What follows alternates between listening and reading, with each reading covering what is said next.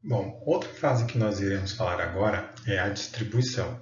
Gente, se eu estiver indo um pouco rápido, como eu já falei para vocês, vocês me mandem mensagem para eu saber.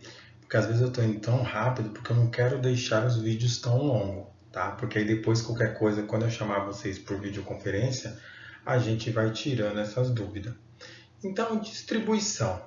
O que é a distribuição? Eu coloquei um conceito aqui bem pequeno e bem simples. Então, distribuição é a passagem de um fármaco da corrente sanguínea para o tecido. Então, você imagine que, que o fármaco ele está na corrente sanguínea. Só que esse fármaco ele tem que ir para o tecido alvo, onde ele irá fazer a sua ação. Suponhamos que aqui seja o órgão-alvo, ou tecido-alvo. Então, quando ele passa o fármaco da corrente sanguínea para esse tecido-alvo, que é onde ele tem que fazer o efeito, o que acontece? Esse é chamado de distribuição. Então, é a passagem de um fármaco da corrente sanguínea para o tecido. Beleza? Isso que vocês têm que ter em mente. Mas, professor, como é feita essa passagem do fármaco da corrente sanguínea para o órgão-alvo? Essa distribuição ela pode ser feita por difusão, né, por difusão passiva, por transporte de ativo e por pinocitose e fagocitose. Também ela pode ocorrer por difusão facilitada, né? Ou também por passagem através de lacunas intracelulares. Então, o medicamento, quanto mais lipossolúvel, mais rápido, né? Mais rápido, ou ele vai passar melhor para o tecido-alvo. Quanto mais hidrossolúvel aquele medicamento for, ou a droga for, ela não irá passar para o tecido-alvo, ela vai ser eliminada.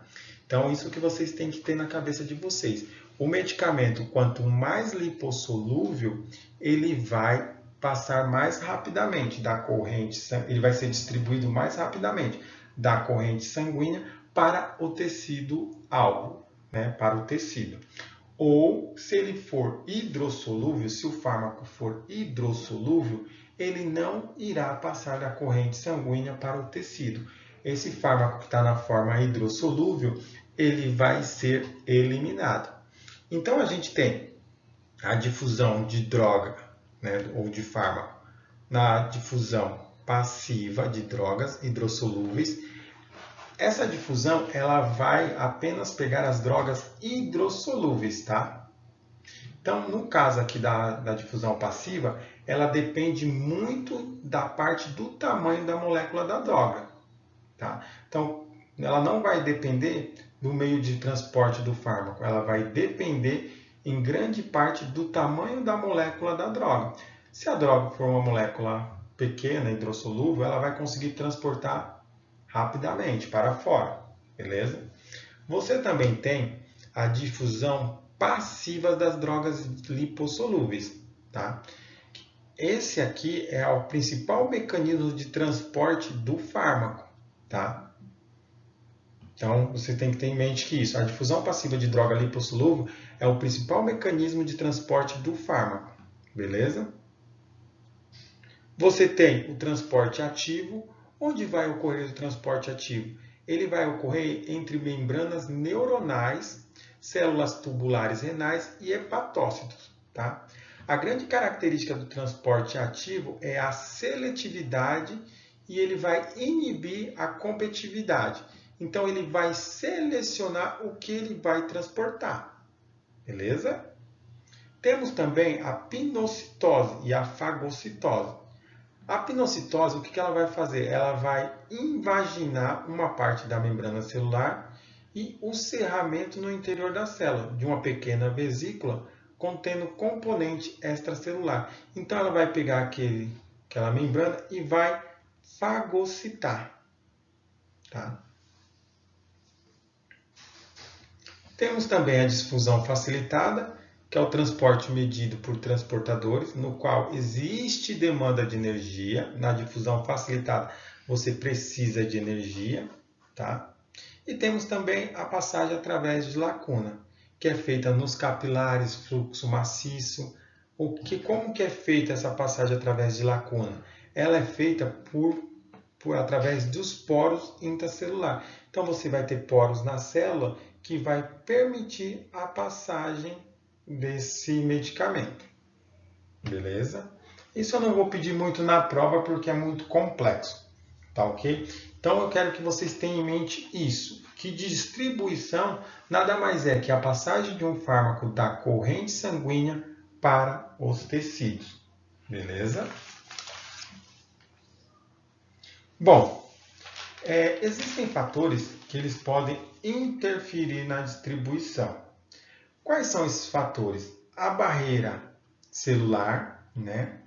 Por que a barreira celular? Nem todos os tecidos são difíceis de entrar, mas também nem são tão fáceis de passar. Então, você vai ter partes no seu tecido que ele vai favorecer a entrada de um medicamento lipossolúvel tranquilo. Então, você tem aqui, ó, suponhamos aqui uma barreira, que ela é tão fácil de entrar que medicamentos lipossolúveis vão passar por ela. Aí depende do transporte, se vai ser por difusão passiva, difusão, transporte ativo e por aí vai. Só que existem barreiras, que é o que? Como a hematocefálica, que ela é mais difícil de um medicamento ultrapassar. Por quê? Porque ela já é uma barreira que mexe com o sistema nervoso central. Então, o medicamento para passar aqui, esse medicamento ele tem que ser ainda mais ou melhor lipossolúvel. Ele tem que ter uma autossolubilidade. Então, ele tem que ser uma droga, um fármaco muito lipossolúvel, tá? Se ele for, por exemplo, apenas, suponhamos aqui que você tem um fármaco lipossolúvel. Ele é assim, lipossolúvel com 2 estrelinhas, suponhamos. Só que para ele atravessar a barreira hematocefálica, esse medicamento lipossolúvel ele não vai penetrar na barreira hematocefálica. Agora, se esse medicamento ele for muito lipossolúvel, a gente conta que esse mais aqui é como ele é lipossolúvel. Tá? Então, se esse medicamento ele é muito lipossolúvel, ele vai conseguir ser transportado através da barreira hematoencefálica ou da barreira encefálica. Então, ele vai cair no sistema nervoso central. Então, para vocês verem que tem parte do nosso corpo que vai ser fácil, quando o medicamento é lipossolúvel, ele entrar. Só que tem partes do nosso organismo, como a barreira hematoencefálica, que esse medicamento tem que ser muito lipossolúvel para poder entrar. Então, a lipossolubilidade ela vai ser um fator importante na hora da distribuição desse medicamento. Beleza? O fluxo sanguíneo ele também interfere na distribuição. Tá? Se você tem pouco fluxo sanguíneo ou se tem algum problema no seu fluxo sanguíneo, ele vai interferir, tá? na sua distribuição. Ligação proteína plasmática, ela também vai interferir. Então, se você tem fármaco que está se ligando muito à proteína plasmática, vocês lembram do desenho anterior lá que eu fiz na absorção? Então, deixa eu fazer aqui rapidinho. Então, você tem aqui, ó, faz de conta que isso aqui é um sangue. E você tem o que? O vermelho aqui é a proteína.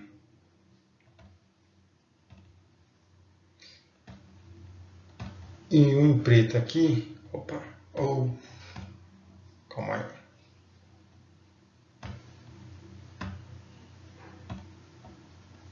E o em preto aqui é o fármaco. Se você tem um fármaco que está ligado muito à proteína, você concorda que aquele fármaco ele não vai passar pela corrente sanguínea? Ele vai ficar retido na sua corrente sanguínea? Então, aquele fármaco ele não vai ser distribuído. Então, assim, diminuindo a distribuição daquele fármaco. correto? Agora, se você tem mais fármaco na forma livre, o que vai acontecer? Como você tem mais fármaco na forma livre, esse fármaco vai passar da corrente sanguínea para o tecido em maior quantidade, aumentando assim a distribuição, beleza? Se você tem muito fármaco ligado à proteína, você vai ter menor distribuição. Se você tem maior fármaco desligado ou maior fármaco na forma livre, maior vai ser a distribuição, beleza? Existe outro fator também que vai interferir na distribuição, tá? Então, tem patologias que ela vai interferir na distribuição. Como assim? Você vai me perguntar. Professor, como assim vai ter patologia que ela vai interferir? Um exemplo de patologia que ela pode interferir na lipossolubilidade é a meningite. Por quê? A meningite ela vai atacar a barreira, essa bactéria ela vai atacar a barreira hematocefálica. Então, você imagina que você tem uma barreira hematocefálica assim, né? Que vai impedir que outros medicamentos, por não ser lipossolúvel, ultrapassem essa barreira hematocefálica. Mas suponhamos que a pessoa pegou meningite, a meningite vai alterar essa barreira hematocefálica. Então, suponhamos que em vez de ela ser assim, aquela barreira hematoencefálica vai ficar assim. Então, o que acontece? Nesse caso, os antibióticos que são usados para tratarem a meningite, devido à meningite ter feito essa alteração na barreira hematoencefálica, aquele antibiótico vai conseguir atravessar a barreira hematoencefálica. Devido ao quê? Devido à meningite ter feito uma alteração na barreira hematoencefálica. Se você não tivesse essa alteração causada pela meningite, o antibiótico que é dado para tratamento da meningite, ele não conseguiria ultrapassar a barreira hematoencefálica normal, tá? Então, ele só vai conseguir passar a barreira hematoencefálica devido à meningite ter alterado a barreira hematocefálica. Beleza? Deu para entender? Então, tem patologias que podem interferir na distribuição desses medicamentos também. Beleza? Deu para entender essa parte também? Como algumas patologias podem interferir? Então, beleza. A lipossolubilidade de uma característica do fármaco, como eu já falei para vocês, quanto mais lipossolúvel, mais ele atravessa a barreira hematocefálica, tá? Ele atravessando a barreira hematocefálica, ele vai chegar ao seu sistema nervoso central, tá? Então, exemplo de um fármaco que ele consegue ultrapassar a barreira hematocefálica são os fármacos de tarja preta, né? Por quê? Porque eles são muito lipossolúveis. Então, eles conseguem atravessar a barreira hematoencefálica para agir no sistema nervoso central. Beleza? Deu para entender essa parte também? Vou ver se eu consigo apagar aqui. Apaguei. Bom, como eu já falei também, o pH ele pode interferir também na distribuição. O que acontece na hora do pH? Vamos lá. O pH. Se você tem um fármaco, que esse fármaco tem um pH ácido, então esse fármaco em pH, que está em pH ácido, ele, conforme ele vai para o seu organismo e ele está, um exemplo, no seu estômago, o estômago é um pH ácido. Então, esse fármaco ele vai conseguir fazer a sua ação, ele vai conseguir ser liberado. Agora, quando você tem um fármaco que ele é base e ele cai em meio ácido no seu corpo, o que vai acontecer? Ele vai sofrer um processo de ionização, ele não vai ter ação. A mesma coisa vai ser ao contrário. Quando você tem um fármaco que ele tem um pH básico e ele cai no meio ácido, ele não vai ter ação.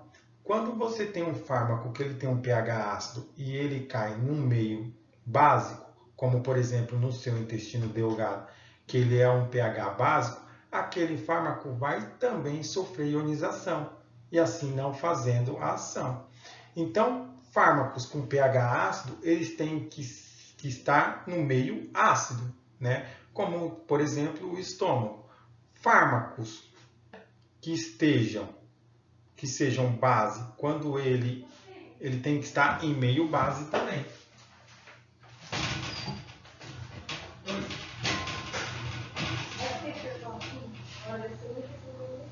Aí eu consegui chegar ali no 140,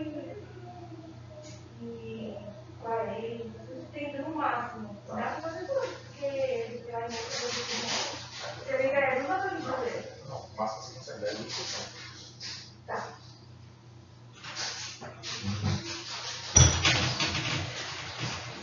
Desculpa, fui atender ali. Então, quando o fármaco ele é pH ácido, ele tem que estar em meio ácido. Quando o fármaco é pH base, ele tem que estar em meio base. Quer ver um exemplo para vocês entenderem melhor? Um anestésico. Suponhamos que você está com uma tremenda dor de dente. Você vai lá no dentista, ele vai querer aplicar anestesia em você para poder fazer a extração do seu dente, certo? Seu dente está lá inflamado. Quando ele aplica a anestesia não irá pegar. Por quê? Porque a anestesia ela é um medicamento ou um fármaco pH base. Devido à inflamação que está no seu dente, aquela bactéria transformou aquela parte da sua região em pH ácido. Então, aquele fármaco que é base, no caso a anestesia, tenta entrar em contato com o seu tecido que está inflamado, no caso do seu dente, o que acontece? A anestesia não vai pegar. Por quê? O fármaco ele vai ser ionizado, né? Porque é um fármaco base que está em meio ácido. Então, ele não irá fazer o efeito. Deu para entender? Então, no caso da anestesia, a anestesia é pH base. A bactéria que acabou causando a inflamação no seu dente ou tiver aquela dor de dente, vai fazer com que aquela região seja ácida, esteja em meio ácido, esteja em pH ácido. Então, a anestesia ela não irá pegar por causa disso, tá? Porque ela vai sofrer processo de ionização e assim não tendo efeito e atrapalhando a distribuição, tá? Beleza? Deu para entender isso também? Então, tudo bem. Bom, continuando a nossa aula de fases de farmacocinética, nós iremos falar agora sobre a biotransformação ou metabolismo de um medicamento. O que seria isso? O fármaco ele irá sofrer modificação nessa parte. Quais são os principais órgãos que fazem essa modificação no fármaco? Então vai ser o pulmão, o rim, só que o órgão principal que vai fazer essa modificação vai ser o fígado. Então agora, esquecendo um pouco de fármaco, o fígado ele vai ser responsável por eliminar qualquer substância estranha. Então ele vai tentar fazer qualquer tipo de ação para tentar eliminar aquela substância estranha que não pertence ao seu corpo, tá? No caso, quando chega lá no processo de metabolização. Então, por exemplo, você foi lá comer alguma planta. Nessa planta tem algum composto tóxico. O que o fígado vai fazer? O fígado vai tentar eliminar o composto tóxico dessa planta, tentando transformar ele de um modo que o seu corpo não se absorva, que o seu corpo não absorva aquele componente tóxico e ele sendo assim eliminado. O metabolismo está interligado com a eliminação de um medicamento, mas depois vocês vão ver quando a gente falar sobre eliminação, beleza? Então, para ficar mais simples para vocês, é só vocês decorarem isso aqui, ó. Que metabolismo é a transformação do fármaco em outra substância, por meio de alterações químicas, beleza? Então, no fígado, o que acontece? Você tem enzimas que vão ser responsáveis por essa transformação, por essas alterações químicas. Então, essas enzimas, ela pertence a um complexo chamado complexo de citocromo P450. Esse complexo citocromo P450, ele tem subunidades, que vai ser conhecido como CYP. Então, às vezes, você vai abrir a bula de um medicamento, ele vai estar lá que esse medicamento é biotransformado ou metabolizado pelo CYP. Só que, por exemplo, sua avó foi, casou, teve 3 filhos. Aqueles 3 filhos foram, casaram e tiveram uma família. Então, o CYP, por exemplo, a primeira família que casou da sua avó, formou uma família lá CYT 350. A outra família da sua avó, que casou, o outro tio seu que casou, formou uma outra família.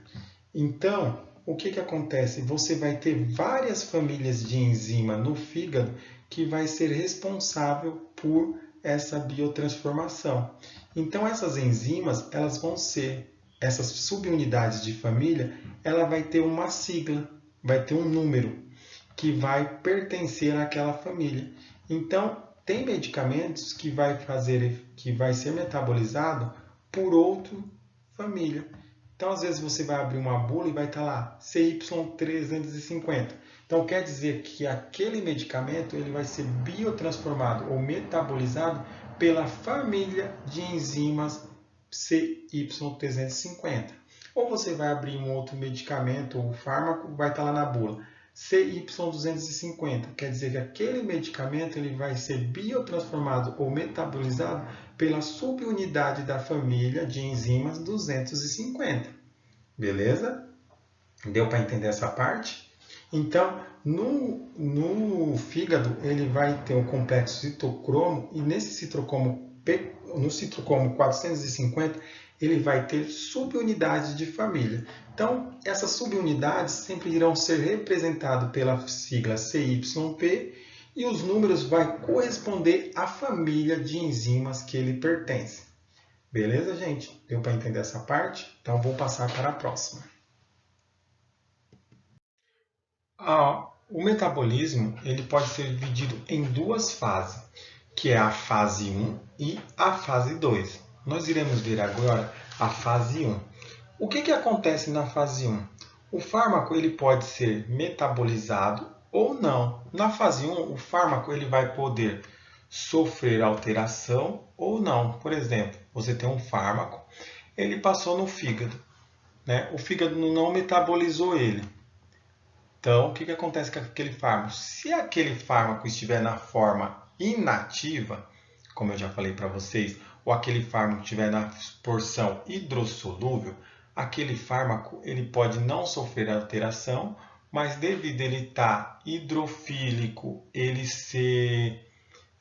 além de ele ser hidrofílico, como eu já falei para vocês, ele não ter sofrido alteração nenhuma, aquele fármaco ele vai ser eliminado. Tá? E se aquele fármaco estiver na forma inativa, ele também vai ser eliminado. Então, a fase 1 ela pode fazer com que o fármaco ele sofra alteração ou não. Nesse caso aqui, o fármaco não sofreu alteração, mas ele é hidrossolúvel ou ele é inativo. Então, ele vai fazer com que seja eliminado. Tá? Ainda quando se fala em fase 1, os fármacos ele pode sofrer uma modificação.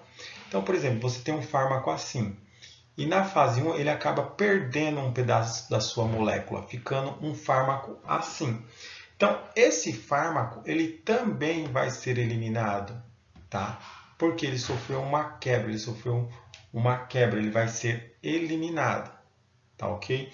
Na fase 1, ela pode haver reações de oxidação, redução e hidrólise. Então, na fase 1 do metabolismo, o fármaco ele pode sofrer essas reações. Se eu perguntar para vocês, no metabolismo, quais são as reações que um fármaco pode sofrer?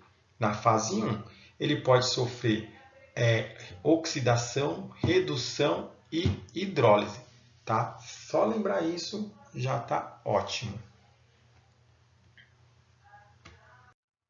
Bom, Na fase 2, tudo que a fase 1 não conseguiu eliminar, a fase 2 vai tentar eliminar. Só que o que acontece na fase 2? Acontece uma conjugação. É quando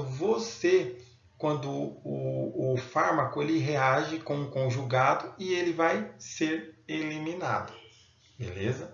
Eu fiz um desenho aqui, vamos ver se eu consigo explicar um pouco melhor por esse desenho.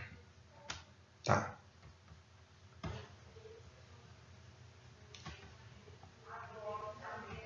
Vou fazer aqui para me terminar. Então, suponhamos que todos esses aqui são os fármacos. Tá? São os fármacos. O que acontece? O fármaco ele passou pela primeira fase, a fase 1. Tudo que for a primeira fase aqui é a fase 1. Tá? Então, o fármaco ele passou pela fase 1, no caso do primeiro exercício, ou do primeiro exemplo. Só que esse fármaco ele passou pela fase 1 e ele não sofreu modificação. Só que esse fármaco ele está na forma inativa ou hidrossolúvel. O que vai acontecer com esse fármaco? Vocês viram que ele não teve modificação nenhuma, certo?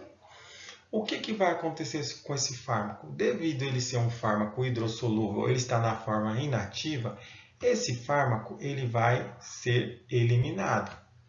Tá? Depois vocês vão ver como esses fármacos vão ser eliminados.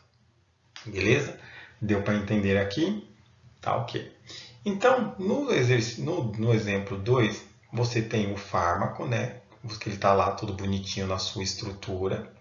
Só que esse fármaco, ele sofreu agora, como vocês podem estar vendo aqui, uma quebra, né? Uma quebra na sua molécula.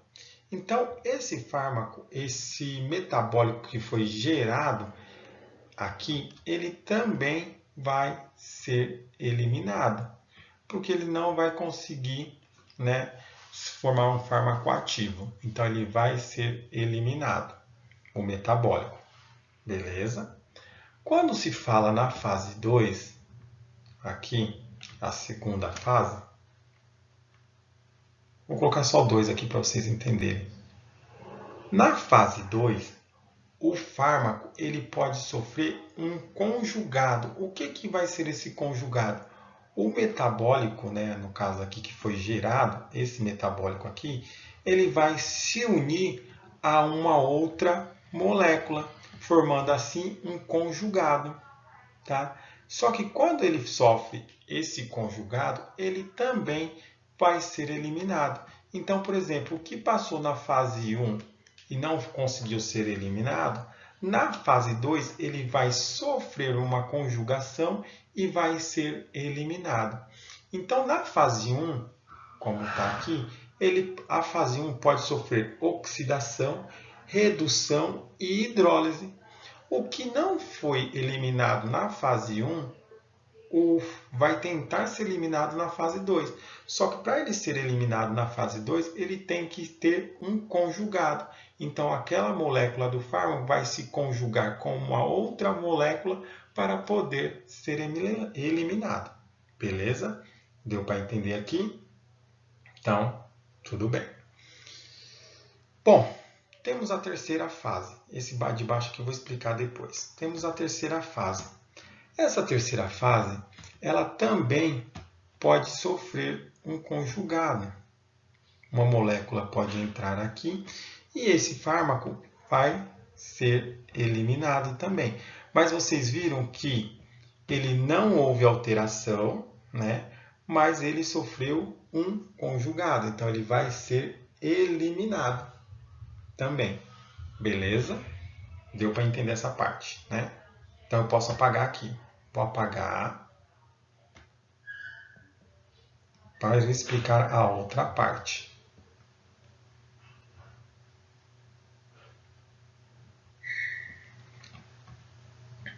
Bom, o que acontece também? O medicamento, você pode tomar um medicamento, ele já pode estar na forma ativa. Então, suponhamos que aqui é um medicamento. Ele pode estar na forma ativa, né? tem medicamentos na forma ativa e tem medicamentos que você toma ele que ele vai estar na forma inativa. O que vai acontecer? Inativa. O que vai acontecer? Os medicamentos que eles já, por exemplo, um fármaco que ele está na forma ativa, quando você ingere ele passar por aquele processo de adsorção e ele cair no fígado para sofrer metabolização, o que o fígado vai tentar fazer? O fígado ele vai tentar inativar o tanto de moléculas que ele conseguir daquele fármaco que está ativo. Então, suponhamos aí que aquele fármaco que estava ativo, o seu fígado conseguiu inativar ele 30%. 30% daquele fármaco ativo foi inativado. Vou colocar só um I que é de inativado. E os outros 70% passou pelo seu fígado normal sem o seu fígado inativar. Então, esse fármaco, 70% dele vai fazer ação, porque ele está na forma ativa, beleza? O que acontece? Para você ver como o nosso fígado é de extrema importância. Existem fármacos, como eu falei, que vai estar na forma ativa ou na forma inativa. Caso você tome um fármaco que esteja na forma inativa, o seu fígado, vai ativar aquele fármaco. Então, suponhamos que você tomou um medicamento que ele era inativo. O seu fígado metabolizou aquele seu fármaco inativo e aquele fármaco inativo, agora 70% dele, vou colocar quase o mesmo exemplo, 70% dele o fígado conseguiu ativar. Então, 70% dele é o que vai fazer o efeito. Por quê? O seu fígado ativou aquele fármaco que era inativo. E os outros 30%, o seu fígado deixou ainda na mesma forma de inativado. Então, esse fármaco que está inativado, que continua inativado, ele vai ser eliminado. Então, você vê que o fígado ele pode ativar um medicamento ou ele pode inativar um medicamento, que foi o que eu fiz aqui, ó. Então, no metabólico, aqui ele foi ativado e aqui ele foi inativado. Então, quer dizer que o fígado pode ativar ou inativar um medicamento. Só que quando esse medicamento, o fármaco, ele é ativado, ele pode ser ativado pelo lado bom e pode ser ativado pelo lado ruim. Os fármacos que forem ativados no modo ruim, vai ser aquela parte do fármaco que vai causar efeitos colaterais. Tá? Então, suponhamos aí que de 70% foi ativado.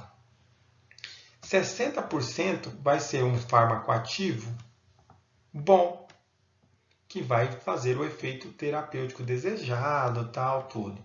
E 10% daquele fármaco que tinha 70%, 10% foi ativado um fármaco do modo ruim.